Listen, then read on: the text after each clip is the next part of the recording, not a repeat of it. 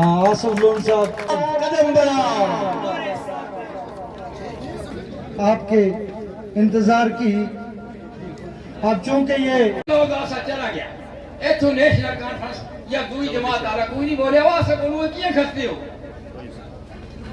असल का एफसपा आया असल करता है कि उनको सबका सरपंच अच्छी तरह है। ये नेशनल कॉन्फ्रेंस से वाबस्ता थी, ये भी अपनी ज्वाइनिंग आज कर रही है।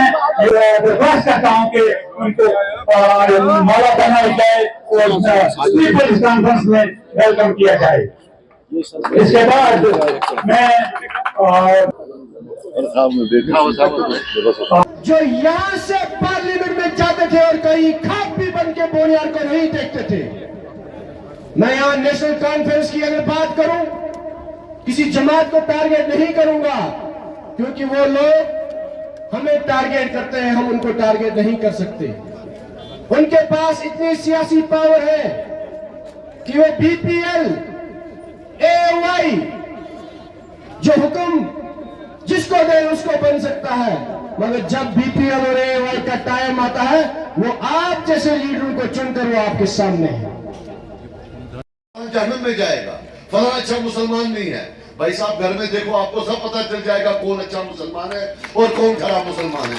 बहुत देर हमने चुप की, बहुत देर चुप की। अब आप आज हम आप पर उंगली उठा रहे हैं, आप गर्व से बात करो, हम पर उंगली मत उठाओ। मैं कॉमन आदमी हूं, 99% लोगों पर अज़ियतें हुई पिछले 30 साल में, ये आप मानो ना मानो। कोई जेल गया, कोई मर गया, किसी को टॉर्चर हुआ, किसी को पीएसए में अंदर किया, किसी को कोटा में किया। मैं फख्र से कहता हूं मैं उन 99% में हूं। मैं जेल भी गया हूं, मार भी खाई है। ये वो 1% है जो मार देने वाले थे, जेल भेजने वाले थे, पीएसए लाने वाले थे। आप एक गुनाह बोलो, एक जुल्म बोलो जो कांग्रेस या बीजेपी ने कश्मीर पर किया हो जिसमें इनका हाथ ना हो। एक जुल्म बोलो। अगर कत्ल किए गए, गोलियां चलाई गई, आप नहीं थे उसमें। 96 से 2002 ये हुकूमत कर रहे थे, 7,000 सिविलियन मरा है। कितना? 7,000।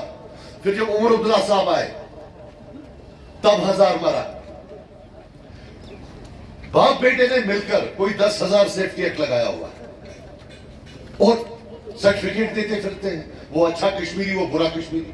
आपने सिर्फ नेशनल कॉन्फ्रेंस को ही टारगेट बनाया, क्या वजह है? नहीं, मेरा कोई ऐसा कोई जाती जिद नहीं है उनसे, लेकिन एक रियलिटी है कि पिछले 30-40 साल से उन्हीं की हुकूमत रही है। तो ज्यादातर जो जैसे 1987 की जो उनके टाइम में किलिंग्स, हैंगिंग्स, जो फांसियां, सब उनके टाइम में। तो उनकी नहीं बात करें तो किसकी बात? यहाँ जो रीजनल पार्टी है जो दिल्ली से मिलकर जिसने सबसे ज्यादा जो एट्रॉसिटीज की है वो है, तो कैसे वो तो नहीं करते। हम पर कोई पर्सनल टारगेट करे पिछले 2 महीने से तो आपको मैंने सुना नहीं। आज किसी पर पर्सनल हुआ तो आपको दर्द होने लगे, ये भी तो सही नहीं ना है। अगर हमारा पर्सनल है, अगर किसी और का पर्सनल मामला होता है तो क्या हमारा पर्सनल नहीं है? हम क्या रास्ते पर पड़े हुए हैं?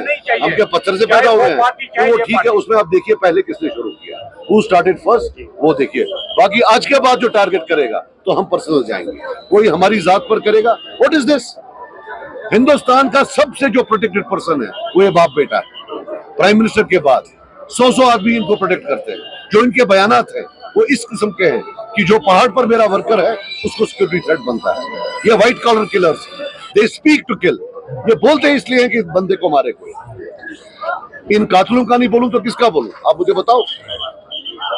आपने देखा मैं हूं यहाँ, मेरे पर बड़ी तोहमत है कि मैं जी कोई आपने कोई देखी ऐसी?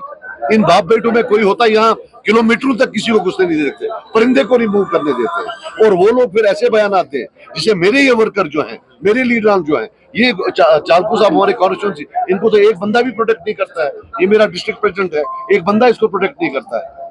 वहां तो हल्का प्रेसिडेंट को भी सिक्योरिटी दे रखी है। बात सिक्योरिटी की नहीं है, बात यह है कि ये बंदे जो सिक्योरिटी में बैठकर ऐसे बयान देते हैं जिससे कि बाकी वर्ग जो जिस पार्टी के खिलाफ बोलते हैं, दे स्पीक टू किल। साहब 30 साल में 1 लाख लोग मरा है, उसमें से 10,000 इसी तरह मरा है, बयानों से, गॉसिप से। Don't take it lightly. ये कोई इनोसेंट लोग नहीं है, दे नो व्हाट हैपेंस। ये आप उमर साहब से पूछिए, ये फारूक साहब से पूछिए कि हाउ कैन दे, जो लोग शिवसेना के हाथों मरे हैं मुंबई राइट्स में, उनको उनकी कब्रों के साथ क्या करें। और खैर ऐसा तो है नहीं, मुंबई राइट्स के बाद तो ये बीजेपी के साथ बैठे थे, तब पहले कॉमर्स मिनिस्टर थे, फिर फॉरेन मिनिस्टर थे, और ये तो तब था जब दिन में यहाँ 30-30 आदमी मरते थे, इनको तब शर्म नहीं आई तो आज क्या आएगी। So this there is no contradiction in them, it's only that ये जो गुड एंड बैड हो गया है, that anybody NC allies with is good, the moment they don't ally with them they are bad. This good and bad of Kashmiri politics has now translated into a joke. देखिए मैं आपको बात बताऊं, मैंने परसों कुछ आंकड़े रखे, 1982 में इन्होंने 65% वोट किया, 2019 में इन्होंने लिया है 29% वोट, हमने 1982 में तब लिया था कोई 8% वोट, 9%, लास्ट टाइम हमने 25% लिया, इंशाल्लाह आज हम 35-40% लेंगे, बट नदामत से हम लोगों के पास जाएंगे, we will not show any overconfidence, it is the people of North Kashmir who have to vote for us, और हमारा सर जो है उनके सामने बिल्कुल झुका हुआ है नदामत से। अल्लाह करे लोग बाहर आए, ये तो काफी बाइकआउट के प्रोडक्ट है, काफी लोग जो है बाइकआउट के प्रोडक्ट है, तो वो वाली इंडस्ट्री भी जो फिर बंद हो जाएगी। बिल्कुल सच है, दिल्ली के चीफ मिनिस्टर बंद है, लेकिन if फारूक साहब is outside jail, it is at the pleasure of BJP government. Now time has come to explain for both BJP and Dr. Farooq Abdullah कि मामला क्या है। Then there is another case जहां शायद FIR भी हुआ है, that is a JK bank case जिसमें बेटा इन्वॉल्व है। इतनी मेहरबानियां किस लिए एक दूसरे पर कर रहे हैं? सिर्फ इसलिए कि जो बयानात, पोलराइजिंग बयानात पूरे हिंदुस्तान में चाहिए होते हैं, वो नेशनल कॉन्फ्रेंस करती है, वो नेशनल पॉलिसी इशू करती है। खुदा का वास्ता लोग जागे और उठे कि कश्मीर का मामला नहीं, अब तो ये नासूर बन गए हैं पूरे हिंदुस्तान के मुसलमान।